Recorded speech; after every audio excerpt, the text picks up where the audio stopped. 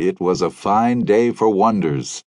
Giant lobster claws, a little pagoda, and some unburnable asbestos paper. These were the peculiar riches of a collection that the late Gardner Baker had begun for his museum, nearly a decade earlier, during General Washington's triumphant first term in office. But in July 1799, the museum wilted in the drowsy Manhattan summer, its hush scarcely broken by the arrival of two young women in plain Quaker dress. Accompanying them was a strapping young man in the simple garb of a carpenter on his day off. "Elma." The younger of the two women fell all too readily into morbid reverie, and sometimes her cousin Hope had to rouse her. But in such a place as this, how could one not stop to gaze in wonder?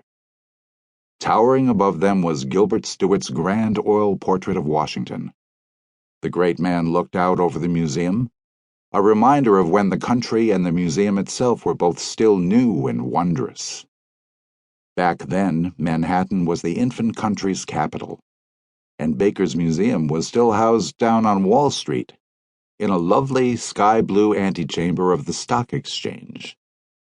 Customers paid 2 shillings to view an immense and intricate clock that waltzed through an entire concert, get shocked by one of Baker's splendid electrical machines, and stand in awe of a marvelous work of glass sculpture. A transparent monument, the ads promised. A figure of Christopher Columbus. It was lit to a fiery glow by a cunning arrangement of lanterns and chandeliers. But now the glow was fading.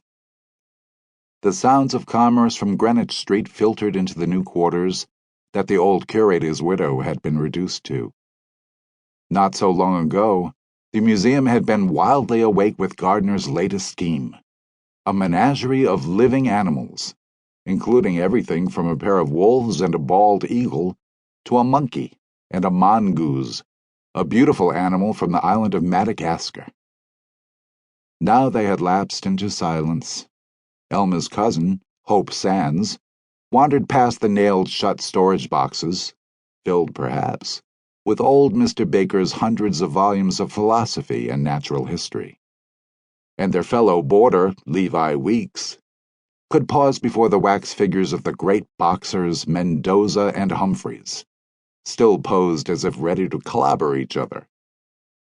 Nearby, a figure of Ben Franklin gazed impotently among waxworks of once titillating feminine beauties of New York, Annapolis, Salem, and New Haven.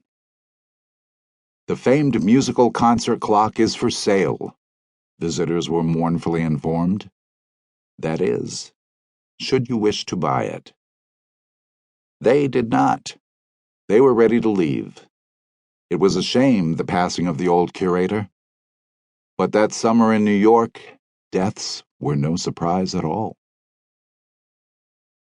Signs hung along the streets, creaking slightly whenever the breeze stirred, each proclaiming where its shopkeeper had come from.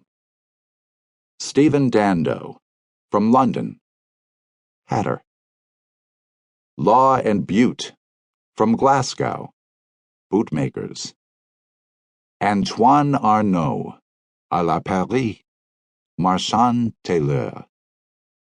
It was a tradition peculiar to Manhattan. Shopkeepers mentioned their hometowns in the hope of landing customers from their newly arrived countrymen. For everyone here, it seemed, hailed from somewhere else. Manhattan was where you went to reinvent yourself, whether you were slightly fractured nobility from Paris, a rabble-rousing radical from London, or, like Elma and Hope, young Quaker women from an upstate farm, simply looking to find better prospects in life.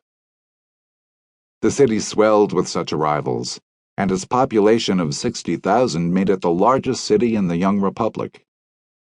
Greenwich Street, once a rustic lane running through riverside meadows, was now sprouting fashionable brick houses and storefronts at a stunning rate.